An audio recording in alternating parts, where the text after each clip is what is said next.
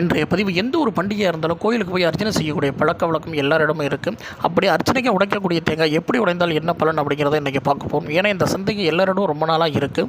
தலைப்பகுதி, அதாவது குடுமி கண் போன்ற அமைப்பு உள்ள தலைப்பகுதி பெரிதாக இருந்தால் எதிரிகள் நிர்மூலம், அடிப்பகுதி பெரிதாக இருந்தால் நீங்கள் வேண்டக்கூடிய காரியம் தாமதமடையும். இரண்டும் சரிசமமாக உடைந்தால் நீங்கள் வேண்டக்கூடிய காரியம் சீக்கிரம் வெற்றியடையும்.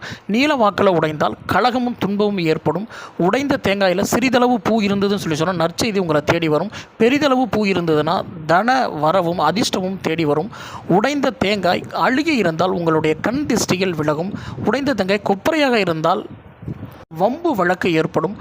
கால் பகுதி முக்கால் பகுதி என தேங்காய் உடைந்திருந்தால் துயரமும் துரதிர்ஷ்டம் ஏற்படும் அப்படின்னு சாஸ்திரங்களில் சொல்லப்பட்டிருக்கு. இதை பார்த்து பயன்பெறுங்க. இது போன்ற பதிவுகளை பார்ப்பதற்கு நம்முடைய ஓம் டெம்பிள் வேர்ல்டு யூடியூப் சேனலை லைக் பண்ணுங்கள், ஷேர் பண்ணுங்கள். மறந்துடாமல் சப்ஸ்கிரைப் பண்ணி அருகில் உள்ள பெல் பட்டனை ப்ரெஸ் பண்ணி ஆல் அப்படிங்கிற ஆப்ஷனை செலக்ட் பண்ணிவிடுங்க.